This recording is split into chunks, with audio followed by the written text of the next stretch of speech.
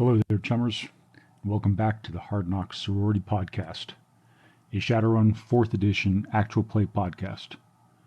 In episode 21, the team deals with the aftermath of the cranial bomb that nearly killed them. They hide out in a safe house in Terraslar and do the laundry, and for a while the game turns into a roommate simulator.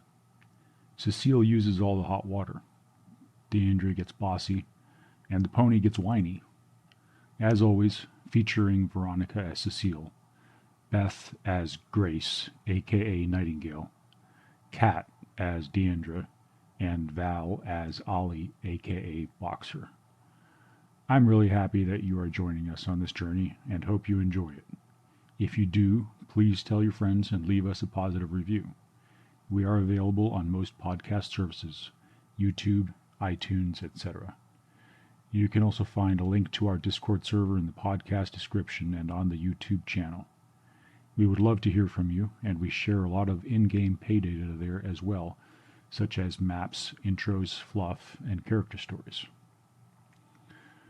On to other topics, only tangentially related to the Hard Knocks sorority.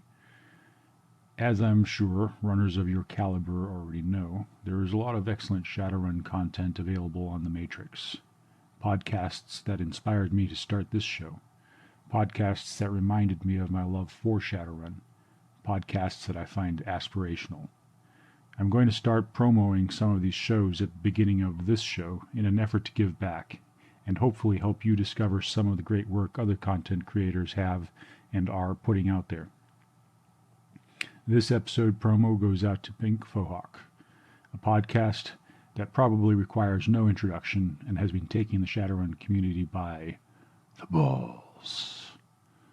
Alright, so without further ado, here's Pink Fohawk's amazing trailer. Hope you enjoy it. Thank you. You ever wanted to play Shadowrun? You know, the cyberpunk tabletop game where man meets magic and machine. It's too hard though, right? Too crunchy? Too clunky? It's a lot of math. Wrong! Pink Fohawk is a Shadowrun 2nd Edition actual play podcast, played by the rules, but fast and loose, with all the 80s cyberpunk edginess you know and love, where the hair is big and the explosions are bigger. Follow the story of two rad Shadowrunners, making a name for themselves in the mean streets of 2053 Seattle. Tina Bonemeal, 9.5 feet of pure troll muscle, surveillance expert, and aspiring actress. John Anderson, former company man, with a resume shrouded in mystery and a black belt in Aikido. Check out Pink Fohawk Podcast, available everywhere you listen to podcasts. Thank you again, chummers. Don't forget, watch your back, conserve your ammo, leave the mono wire to the experts, and never ever make a deal with the dragon.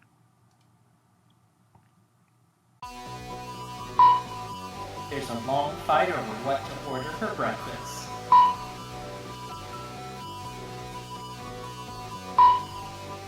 They're specifically being their cousins. They're her fangirls. How she has fangirls? I have no fucking clue.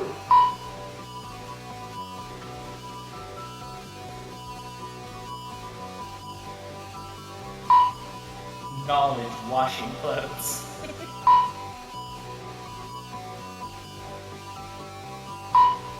Nightingale expresses her frustration and that she's not being properly respected as a savior.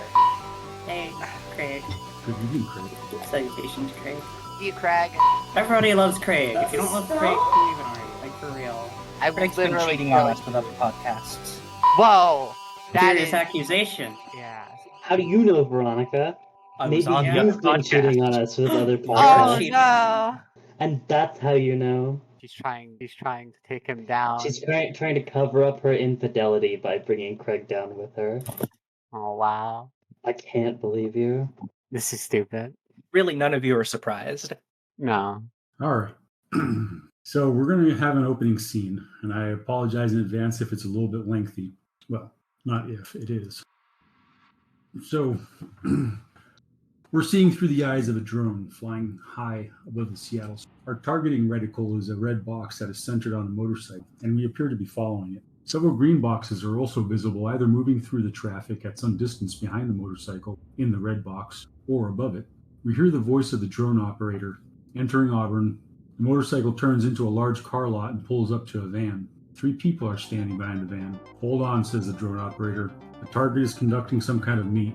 Ground units, hold back and stand by, says another voice. We see the green boxes that our ground vehicles pull into parking spots or alleys at a safe distance. The target has passed something to the... Oh, frag! Shots fired. Target is down. It was an ambush, from the drone operator. The other voice comes back. Drone 1, in cap or deceased? How many assailants? Drone operator. Looks like sniper. Gel rounds or stick and shock. Target managed to clear his holster and get off a few rounds, but not effectively. The team he met is loading him into the van and the thermals show the target is alive. The other voice says, Alright, all units stay on standby. I need to get DeVry looped in. Drone 1, whatever you do, don't lose that van and keep the video feed coming to my comm. Ground Team Blue, follow the van but stay back. Do not engage without direct orders. How copy? Another voice answers, Blue Team Leader, copy loud and clear, over. Our camera separates from the drone as it begins to follow the van. It speeds across the sprawled skyline and dips down towards a large, nondescript white van parked on the top of a parking garage in the University of Washington's campus. Nondescript aside from the thicket of aerials and antennas sprouting from its roof. Now we are inside the van. Both sides of the cargo bay are filled with monitors and readouts, lights, switches, and data jack. Weapons and armor hang in racks from the roof. There are 3 occupants in the van. A dwarf and an elf, seated with their backs to each other, are staring intently at their screens. The third is a slight female woman of Japanese descent, dressed in an immaculate suit jacket and pencil skirt. She is standing, her gaze glued intently to the dwarf's screens that show the drone's eye view of the van moving through the Seattle streets toward Puyallup. Replay the ambush footage for me, she demands in clipped tones. The elf's fingers fly across the keys. On another screen, the footage of the attack on the motorcycle driver plays. Stop. Zoom in and enhance the image of the human woman behind the van. The footage stops and the camera zooms in on the face of Cecile. The software does its job and the image crystallizes. The Japanese woman stamps her foot suddenly, vehemently. Send that image to my comm, she says. The woman goes into AR. She is making a comm call. The call connects. Her AR view fills with the view of an opulent office with grand views of Puget Sound. The face on the screen is that of an older human male, framed by a thick shock of pure white hair. The man's skin has an unnatural pallor and seems thin, translucent even. His eyes burn with a fierce intensity. How is our little operation going, Alice? He asks. Our friend is in our custody? No. He got snatched as we were preparing to move in. Hold for data transmission, Alice says. The images of the motorcycle rider's ambush and abduction scroll across the pale man's AR feed, ending with the image of Cecile. Pale man seems to start. Go back. Who was the man with the girl? In the back of the van, we see the image of Ice being enhanced and sent to DeVry and the Pale Man. The Pale Man curses. How the frag is this possible? How can this be happening after all this time? What is happening? Asked DeVry. Petrov, you need to tell me what is going on if I'm going to be effective. He looks at her with palpable anger. The past didn't stay buried, Alice, so I need to drive a stake into it and put it back into the ground where it belongs. Kill them all. Secure the girl's comm. Do it immediately. No hesitation. No waiting for reinforcement. Van Housen can't talk to this man and the girl. DeVry looks puzzled. Who's Van Housen? Petrov practically howls in frustration. Jim Ansel is George Van Housen. Stop asking questions that don't concern you and do your job, Alice. So you want to neutralize George Van Housen, not capture him anymore?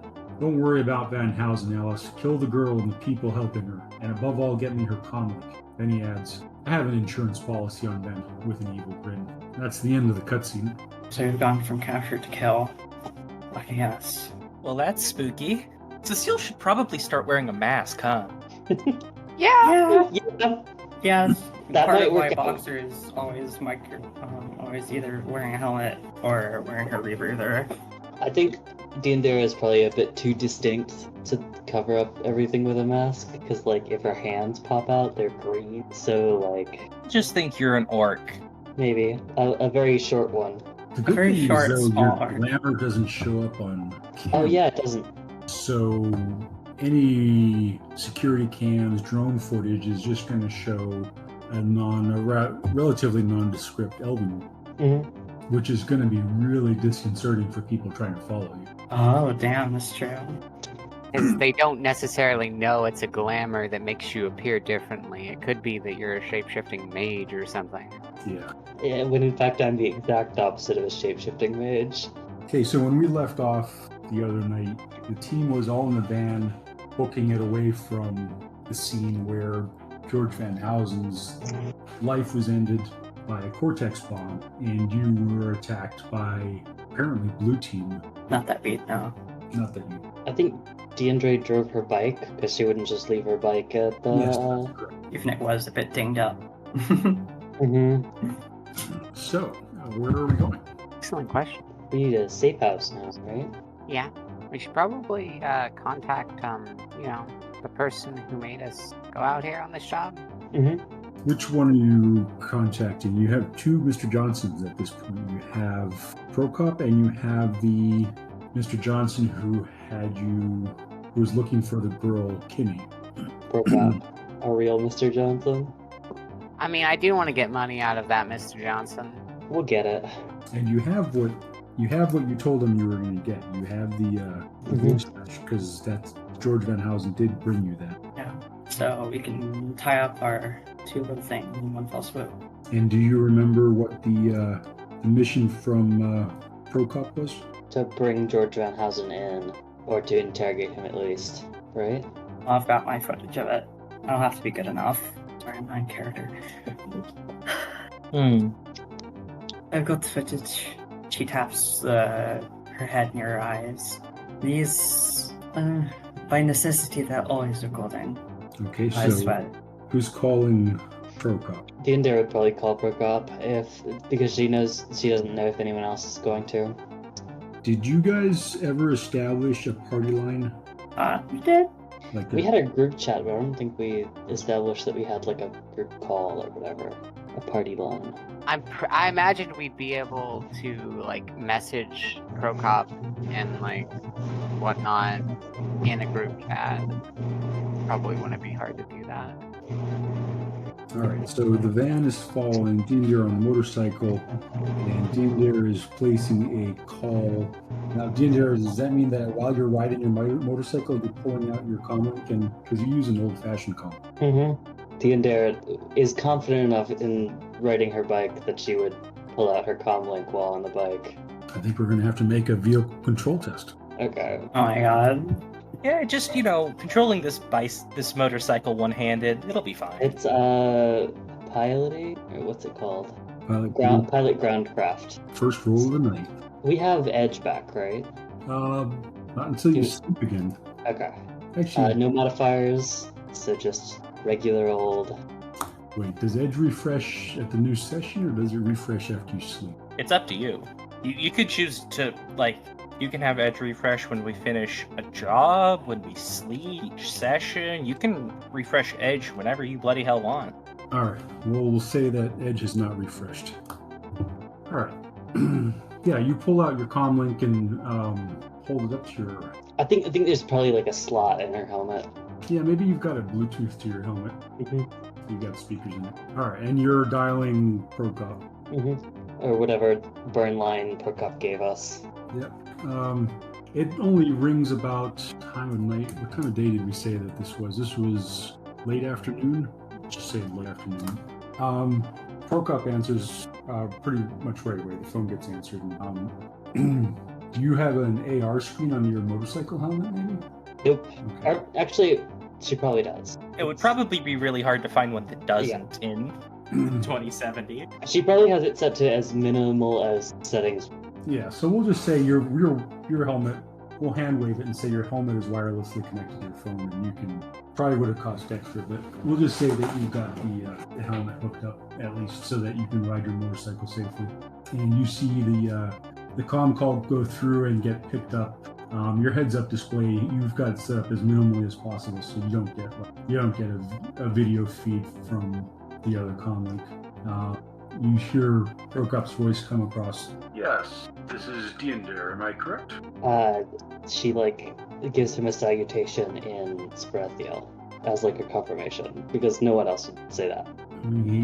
You just about hear him grinning through the phone as he says, "Ah, yes, identity. How are things progressing? How did things progress with your meet, George Van Housen?" We might have found ourselves in an adder's nest, or at least in an approximation of one. We seem to have run afoul of someone who wanted to keep him shut up, and his head exploded. Right after we asked him a few questions. So, was our interrogation? Somewhat. We got some information. One of them probably has a recording. Are you being followed? I don't believe so. Can't very well check on a bike. You can probably pull to the side of the road, but that might look conspicuous. I'm gonna go get a smoke before we go anywhere. I need one after this. Alright, well, how about if you come by, let's meet in neutral ground then. Sounds like a good idea. Bring this back to Centerville. Sounds like a very good idea. Do you have a safe house? I personally do not. And if my intuition is correct, I believe neither of our friends do, or none of our friends do either. I see. Yes. Unless Ice has one. No, Ice was staying at the Samovar until now. And it sounds like the safe house where how'd you take George Van Housen? I have a place, but it's probably not very close to a safe house. It's my brother's. Been staying in it while we're in the city. Well, I wouldn't go there. Yeah, probably not a good idea. Not the best I've had. Tell you what, find send me the footage, if you can, of the interrogation, what George said. In the meantime, find a place until I can figure out where we... I know a great elf motel off I-5, so I'll drag their ass. Okay. And then I give him, like, not a snippy goodbye, but, like, a very quick, spiritual goodbye, and just hang up on him. And I call someone in the car, probably, Boxer. She picks up promptly. Send, I've just spoken to, Mr. Johnson, not the fake one, the real one. I presume you I- mean a more valuable contract? Yes. He wants the footage sent directly to him, and we're gonna Does go he lay have- low in a motel off I-5. And does he have a preferred method of sending? I don't know what he would prefer. You might ask Ice. He might know. Ice, how does Mr. J, Mr. J, how does he like to receive his media? Media related to work. I'm the wrong person to ask. I don't even have a comment. Right? In that case, I'll just send him to the contact he gave us. Perhaps... And she does. So you just send him the... Yeah, she sends him the full footage. Like, Because she you're doesn't always even edit it. recording, right? Yeah, she's always recording. She still sends him the full encounter footage from setting up the ambush from firing the first shot to the conclusion when she shoots the drone. You get a brief text message back that says, "Data received. I'll be in touch." And it has it has sort of that odd wolf's head symbol that he had sent you guys attached to the file too. I believe he had told you something about, any message from him would be accompanied by that as verification. Not very secure. It could be a non-fungible token. The engineer inside of Nightingale could not imagine such a thing existing. She comes from a land of solid, I think gold Diandra backer. would kind of probably continue her conversation with Boxer at this point. Did any of you know a good place to lay low? If not, I have a motel in mind. I had a safe house, however, it appears to be quite gone on account of, well, I'm not sure, honestly. Whoever's after Cecile Norm Girl. and some other force that I do not know had some kind of heated engagement there. Wouldn't they have been the mercenary company? Well, I know a motel off I-5 that we can go to, but I don't know how amenable you folks will be to the accommodation, especially Ice. Hey, out of character, I just want to ask, you all realize that you're covered in gore right now, right? That's why they need to find a hotel room. I cleaned myself. Obviously, I cannot present myself to the world, but I am clean. Can't she clean anyone else? For telekinesis? Did you wipe it off with your hands?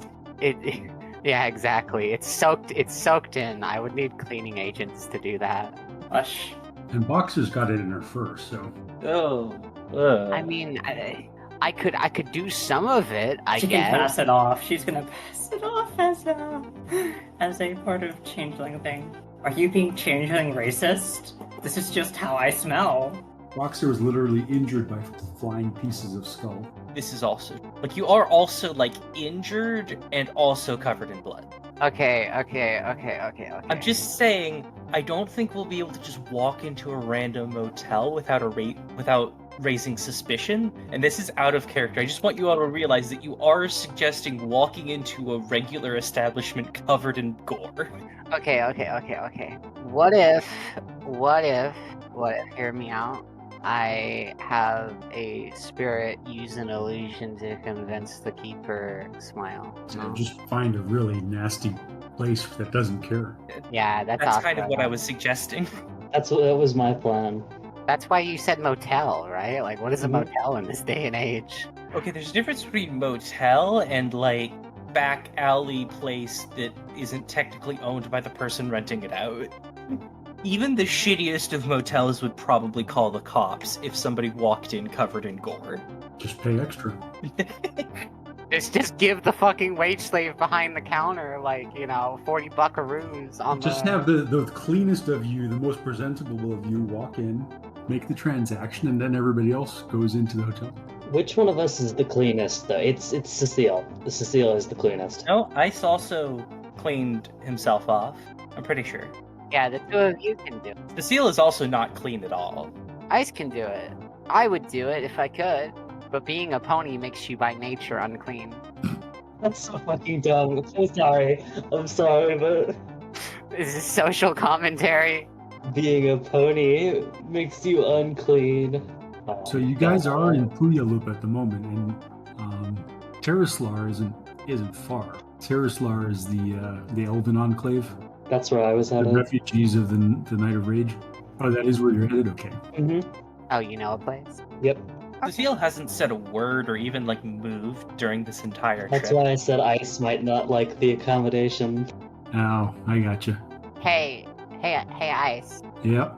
Are you racist? He looks at you. Nightingale smiles and looks back out the window. He says, just because I don't like elves doesn't mean I'm a racist. That's literally what that means, though!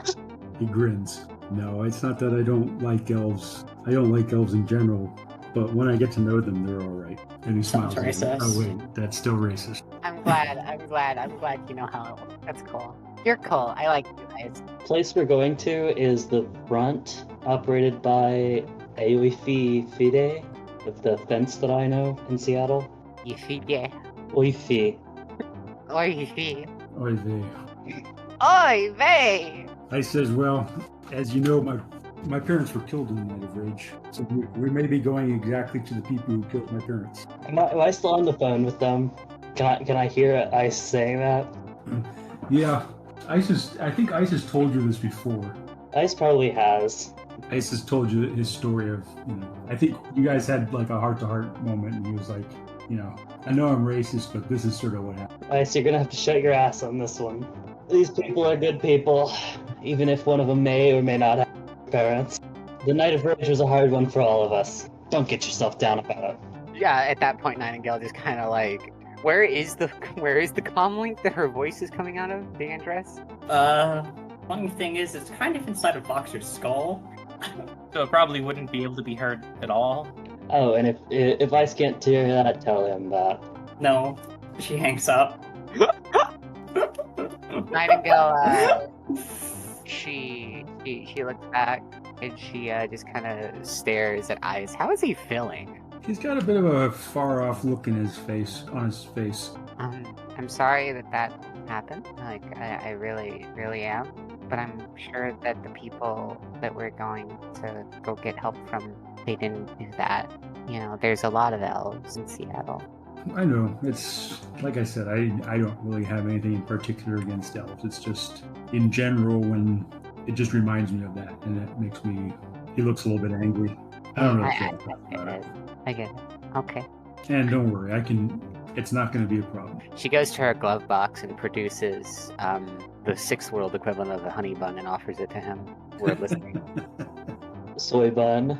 The racist skinhead KKK member takes it from you and silently starts munching on it Oh my god. as he looks glumly out the window. Which, by the way, her glove box, it's just packed full of honey buns. That's literally the only thing in there. She closes it. And he's absent-mindedly wiping the blood off of his shirt and out of his hair. Oh my god. I should, like, get a spell to clean people off at some point. That would be useful. I think Diender would probably call Aoif before time. All right. It's like Yeah. a- Call in the reservation, Mhm. sneak us in, you know. What do we know about this fence at this point? Or did I just make him up? Not very much. I have some like little things written down. She enjoys having little mementos of breaking and entering events, and she enjoys meeting new people, but is paranoid of most. That's about it. Sounds like a right proper criminal. Diender, it's been a while. It has. I have a little bit of a situation. I'm calling in that favor you owe me, I think.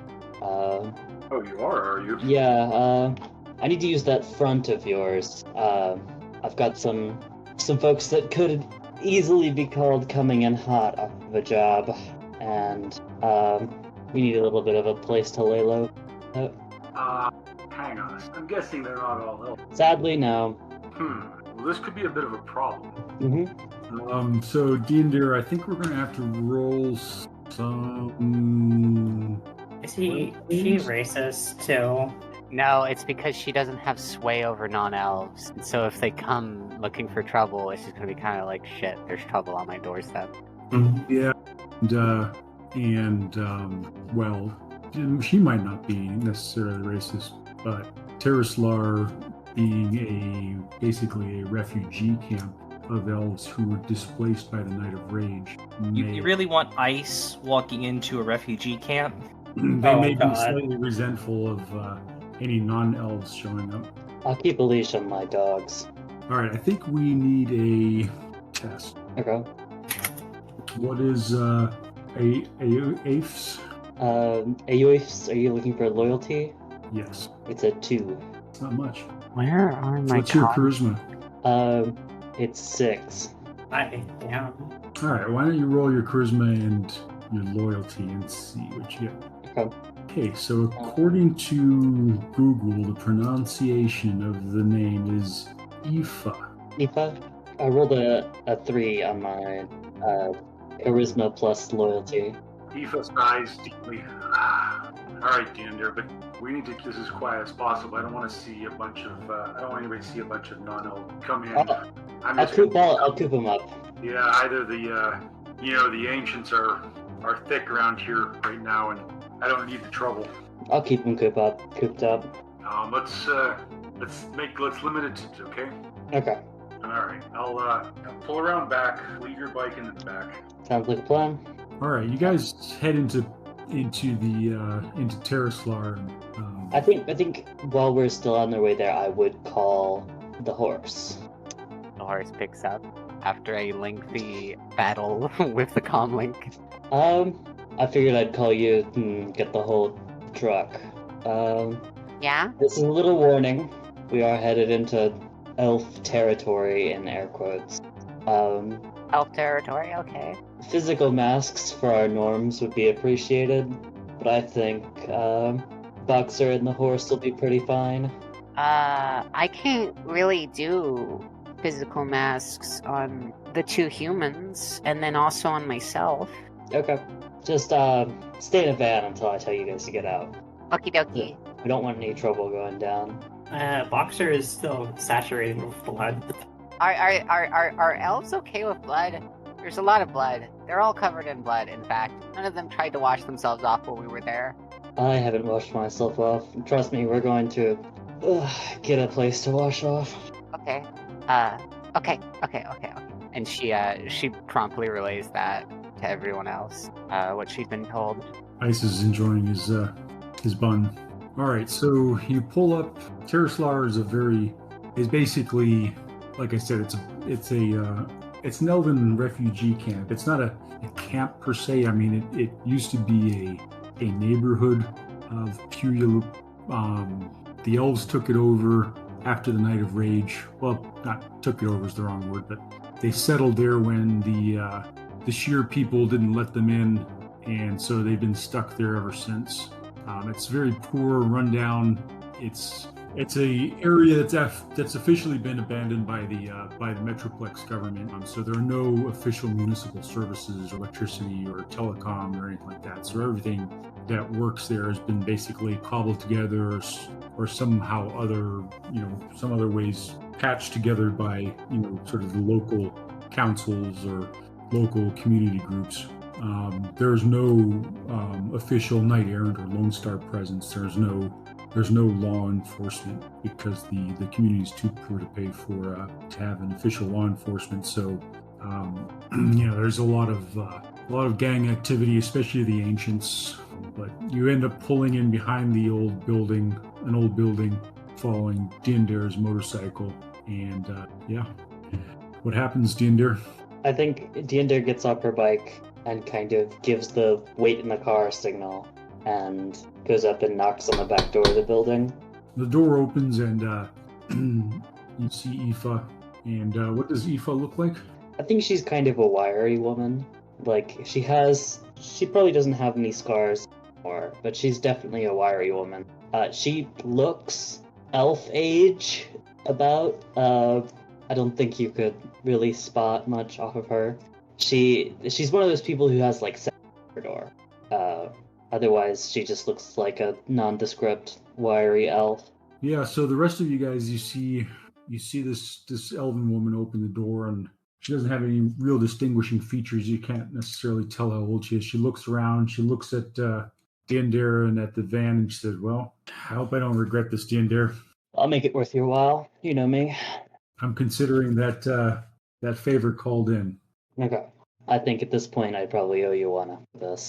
All right, we'll get them in here now, and I've cleaned up upstairs so you guys have some space to hide out. But I appreciate it if you didn't come down, or the rest of them didn't come down without letting me know first. I'll keep them upstairs. I think, just be warned, there is a horse. And Dinder kind of waves to them to come quickly or whatever. Horse? You'll see. It's not as complicated as they make it sound, but there's a horse. The horse can drive, so... A horse can drive? Mm-hmm. In fact, I think it drove here, actually. She's just looking at you like you've completely lost your mind. You've heard crazier things from me. And at that point, everybody's getting out? Cecile gets out really, really slow. And everybody I take it is still geared up, and so picture the band of misfits, sort of piling out of this van. A door opens, nothing comes out, and it closes. Well, you four upstairs, and kind of like gives them a wave through and point to the stairs that are probably just behind the door. Notably, there are only 3. She watches the whole group come through, and Ice is just sort of staring down at the ground, not making eye contact. And Boxer, you're carrying your gear bag. Yep. And everybody's to some extent covered in grime and bloodied. And stay upstairs. I'll do laundry in a bit and go for a supply run after that. Where's the horse? Behind you. She looks. I don't see a horse. Actually, we need to make a test, don't we? Mm-hmm. Let me roll the spell. Hold on. And then everybody gets to resist physical mask, right? That's how it works? Yes.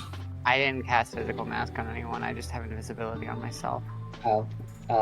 Well, we do get to resist invisibility, though. Yes. Yes, you do. Is it intuition and counterspelling, I guess? No, it's logic and counterspelling. Okay. But I rolled a 4 there. Got 2 drained. Of course I. So I'm rolling. So I'm rolling logic plus counterspelling. If you have any. Wow. It's a physical illusion. 2. I added my magical resistance. She gets close, but none of them see through it. Nightingale is invisible and telling the group she has learned in the recent past that it is a very bad idea to get in front of people when they can't see you, because they will step on you. Can we hear the horse still? If her hooves fall on something that's particularly hard, like say the road, Asphalt. or yeah, you would be able to hear her hoof falls. They are actually quite distinctive noises. I think she probably turned invisible. You'll spot her soon enough, I guess. All right, well, she rolls her eyes. I'm going to head back out to the front. Okay. Can I borrow the laundry key? You're gonna make me pay like every time. Yeah, I'm definitely going to make you pay. Okay. I kind of follow the before, but the as the fifth stooge to this mess of a party.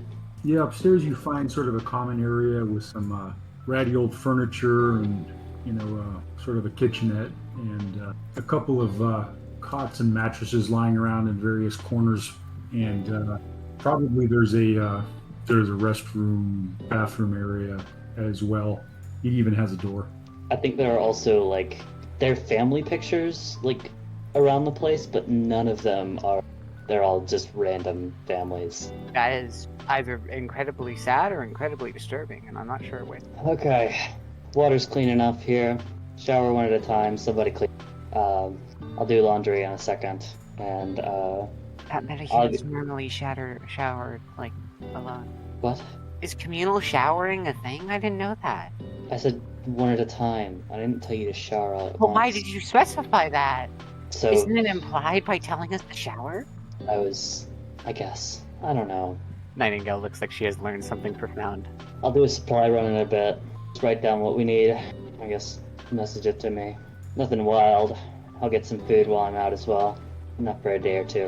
I'm gonna go do my laundry. She kind of turns around immediately and walks down the stairs. So I'm guessing we're gonna. Yeah.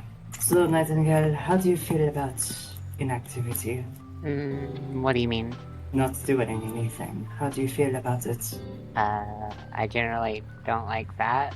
I like to have something to do, but I do have something to do. I can write, I can research more further with your help. I struggle with computers. Yeah, I'd be glad to have. What's Cecile doing at the moment?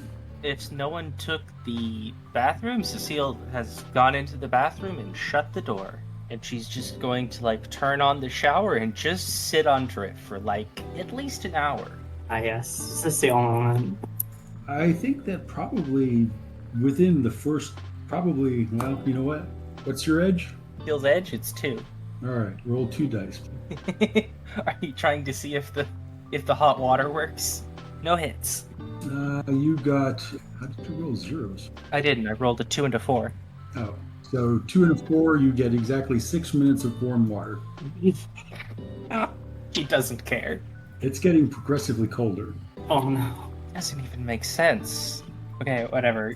I think probably 15 minutes later, Deirdre comes up and she's just in shorts and a wife beater, basically. Did you walk into the bathroom? I think she notices that everyone's still out, bangs on the door to the bathroom. Cecile doesn't answer, but it is locked. I says, Hey, if you want me to wash your clothes, you're gonna have to give them to me. Cecile gets up, takes off her clothes, and just throws them through the door. Wait, sopping wet clothes? Yes. Ah yes. It's that kind of vibe. He's having a pity party in the bathroom. How dare she be traumatized by somebody's face exploding? Onto her, no less. Also, you can be traumatized on the couch. I bet the rest of them would like to clean off. Be traumatized on the couch. She closed the door and locked it again after she threw the clothes out. She's not coming out. Anyone else got any clothes they want me to wash? Nightingale immediately offers up all of her clothing, folded up. Yeah, Ice takes off his shirt, hands it to you. Sits Okay. back down at the table. He's wearing a wife beater too underneath of it. You come to You have that in common. Oh, who gives a fuck? Boxer literally does not care. She strips down to her undergarments and, without even a modicum of modesty, hands them all to Xander. Also, send me a list of stuff you need from a stuffer shack in the next 20 minutes and I'll go get it.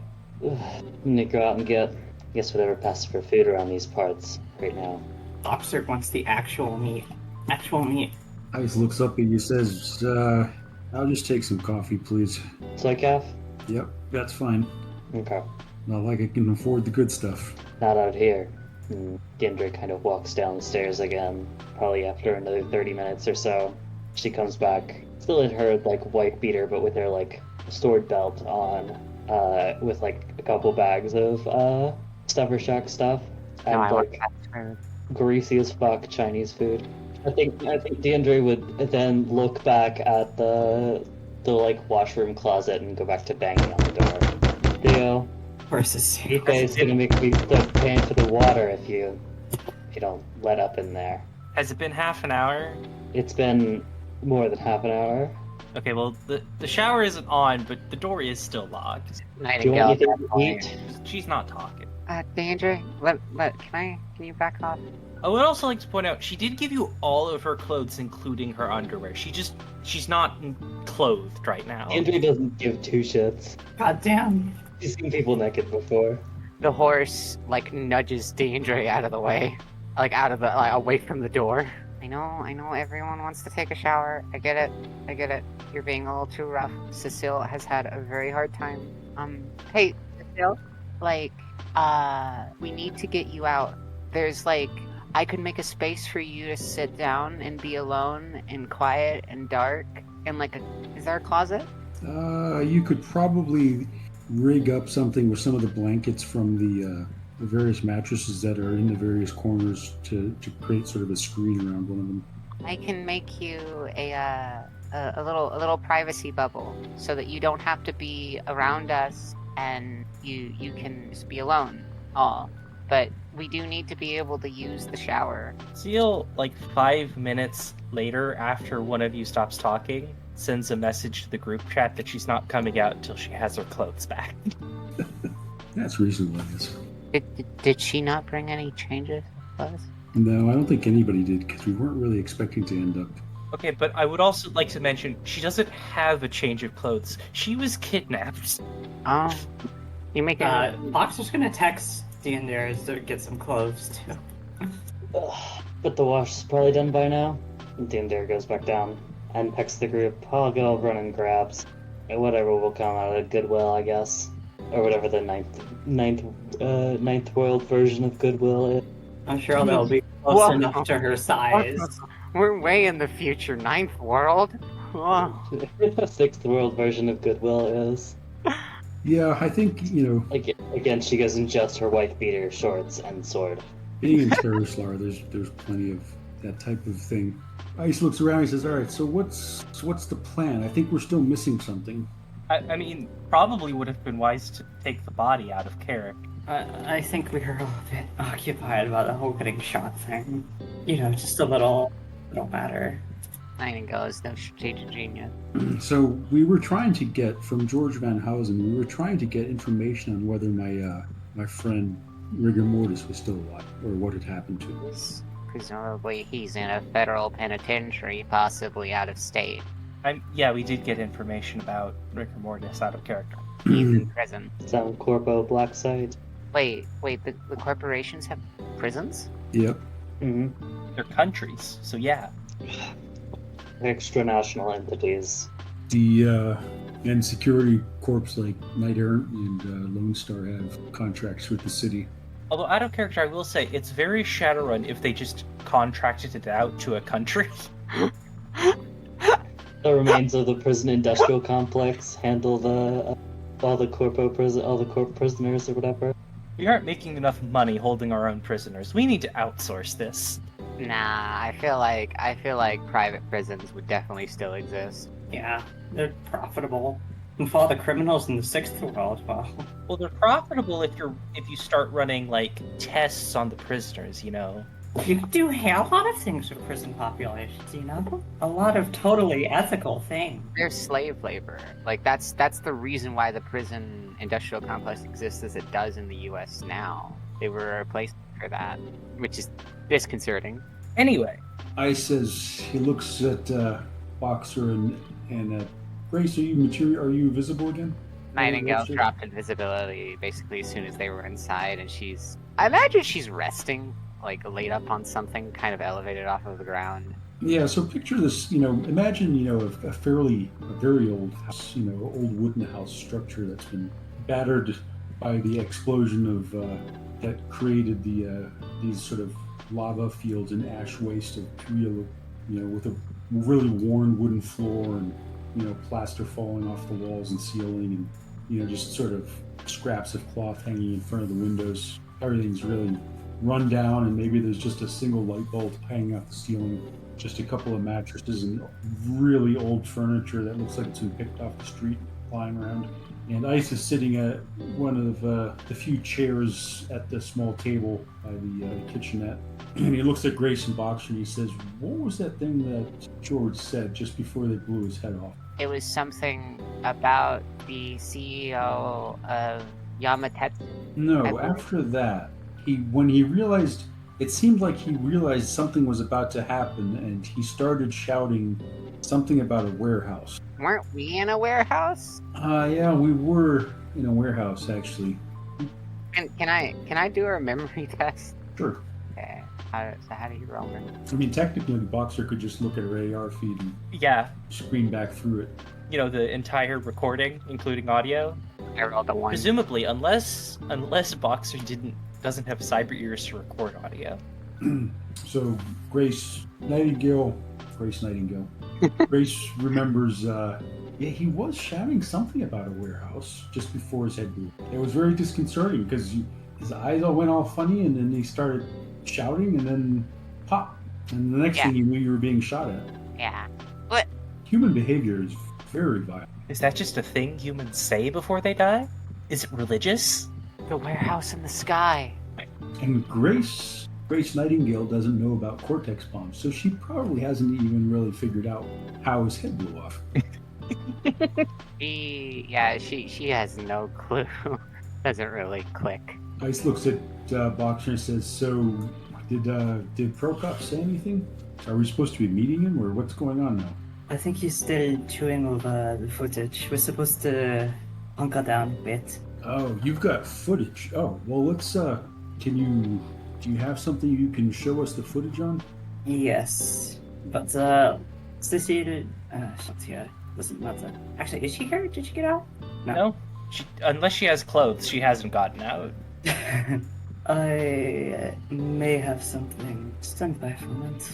And she gets into her gear bag. Let's see what I've got. I remember vaguely having a holographic projector. Yep. You can just show them on your comm link. It has a screen. The one that's in her head.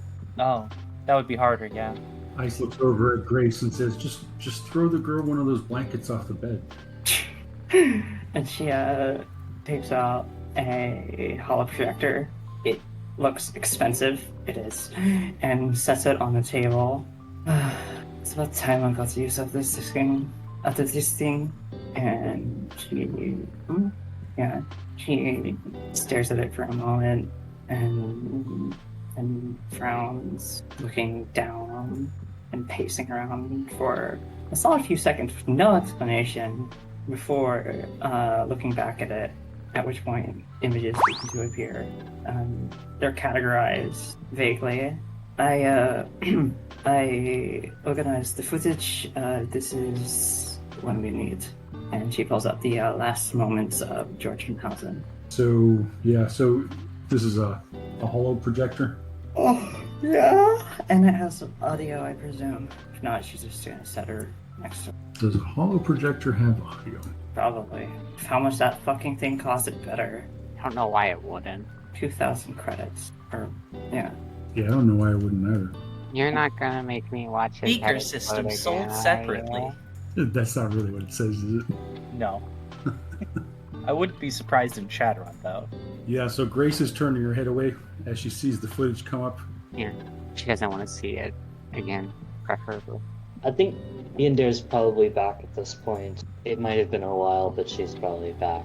Alright, so you see the holo projector on the table, and I think Yandir has both a bag and a basket of clothes, and she puts the basket of clothes down and goes and hands the bag to Cecile.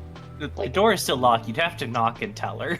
Cecile, I've got you a change of clothes. She It's not locks the door. most fashionable, but Her arm comes out and she grabs it, and then she closes the door again. it's like a button-down shirt and a pair of long pants, something that Danfrey would wear, like a women's shirt and pants. Okay, so you brought her like a random size of. I think Deandre would probably be able to guess, and also she looked at your clothes before, so she could just go this Her size. weird brands of clothes that probably have their own sizing chart. Mm-hmm. Something at least similar looking in size. I'll roll Deandre's something not to that see if it dumb. fits. I want to know whether or not it fits properly. All right. I think we're gonna roll. We're gonna roll your edge again, I guess. The seal's edge, or Let's roll Deander's edge then. Okay. Edge. It is then. Nope.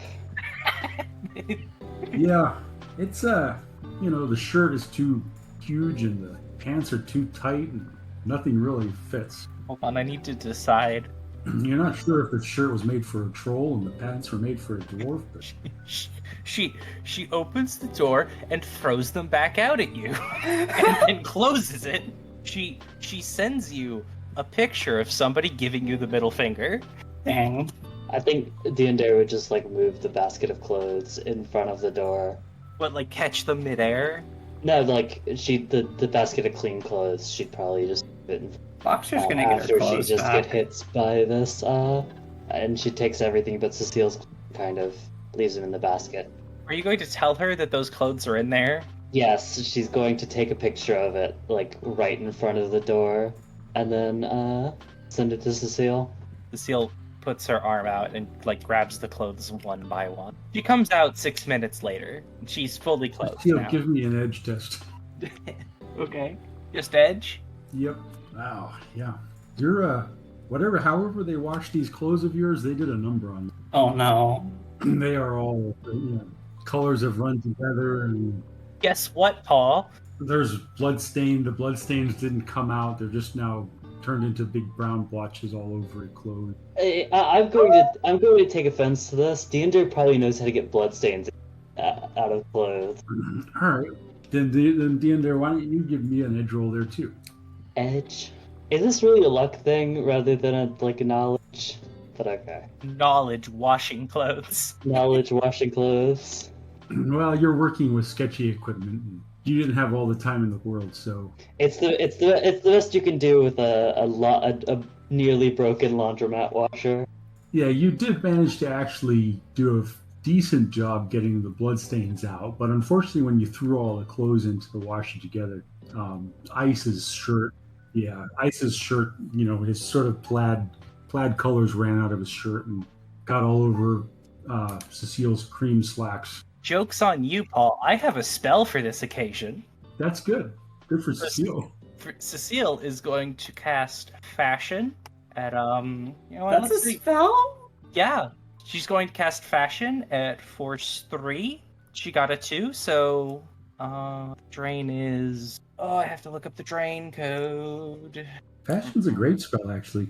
Oh yeah, it's amazing. What does it do, though? The spell instantly tailors clothing, transforming garments into any fashion the caster wishes. The hits measure the degree of style in the tailoring. The spell cannot change the clothing's protective value, only its cut, color, pattern, and fit.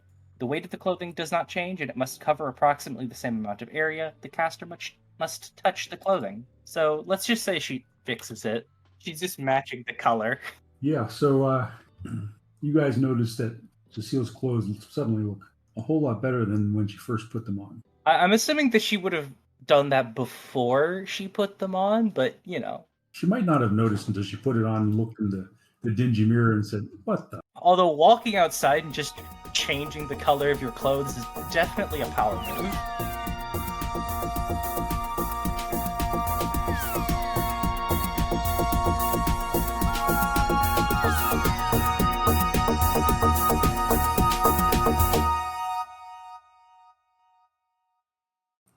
The Topps Company, Inc. has sole ownership of the names, logo, artwork, marks, photographs, sounds, audio, video, and/or any proprietary material used in connection with the game Shadowrun.